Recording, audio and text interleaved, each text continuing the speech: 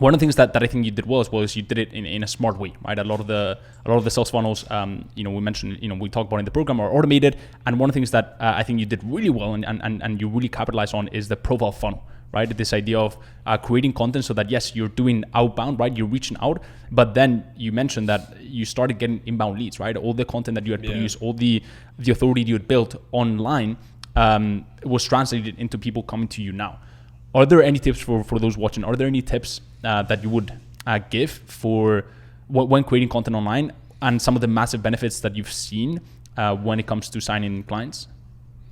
Yeah, I think for me, one of the biggest things that my goal was when I started putting out content was, I think I didn't want to just be like a copy paste of what a lot of other people are doing. And so I wanted to build some sort of authenticity that was related to the niche what I was really focusing on, which is fitness. And like that's still my goal, is to become that like go-to guy in the fitness space for these types of services. And so showing that I was, very much interested in the fitness lifestyle, going to the gym, health, all that stuff, like showing that and kind of communicating my work ethic, brands would be messaging me like, hey, love the content you're producing. Like, would you be willing to create content for us? Will you be asking me to do certain things? And then I'd be like, hey, do you need email marketing? Do you need paid ads? It's almost like they came in at first more of an influencer type of approach. But then after a call and really communicating that I'm not just here to just take videos or photos with their products or whatever and have a discount code, that I'm genuinely interested in growing their brand, that was an interesting shift. So with content, just put it out there, be consistent with it, just keep putting it out. There's different ways of doing it. You don't need to be in front of a camera. You can be writing content on LinkedIn. You can be posting on Facebook groups or Facebook on your personal Facebook page. But just doing it, because when people click on your profile, when you're sending an Instagram DM, when you're sending an email, people are going to check you out and be like, what is this guy up to? Mm-hmm. And if you're a real person, you don't look like a robot, because every brand has those bots in their Instagram DMs, right? Everyone has those classic messages.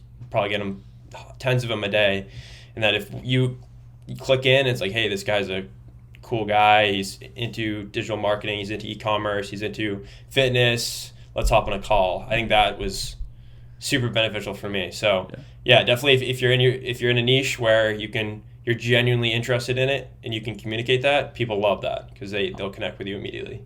100%, and that's exactly what I was going to say, right? Don't look like a robot, but also look like someone who actually cares about their space, right? Someone who's passionate about whatever clients you're servicing. And I think that's one of the massive advantages and edges that you had over other agencies. The fact that you were laser focused into one single sub niche, which is one of the main things.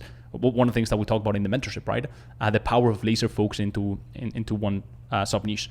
Are there any benefits that you've seen from that, whether it's on sales goals, whether it's building those relationships where fitness has come up and it's just been so easy for you to get into that rhythm, to get into those conversations, to talk about things that the prospect cares about or knows about? Have you seen any advantage to that?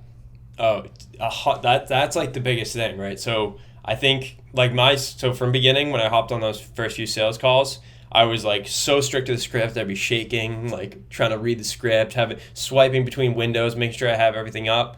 And then I realized again, just be yourself, have the idea of the scripts, have the idea of what you want to say, communicate how you want to deliver it.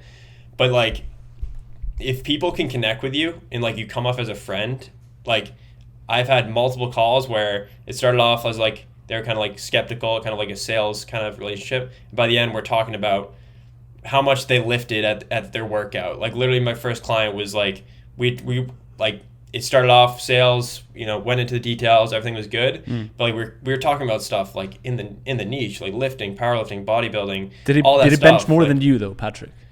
Oh man, he unfortunately did, but he might be juicing. You let him have it. You let him have it. Right? He's the client. Oh yeah. You gotta let him have it. Oh yeah. I'm gassing. Not the squats though. Not the squats. No. No one can beat my leg day. But I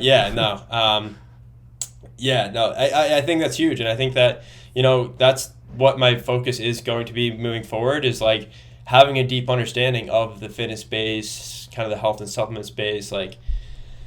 I think people love that, and it's a very when you choose a niche, that's people are passionate about it. Whether it's like whatever niche you choose, people are passionate about it. They'll talk to you your ear off. And so like even beyond the sales calls, the meetings, when you have the client, the meetings, the checking in, like one of my clients is a young dude, and like we're sending each other like SoundCloud remix and playlists. Like we're like friends now. We're like, this is a sick gym like playlist. Like go listen to it.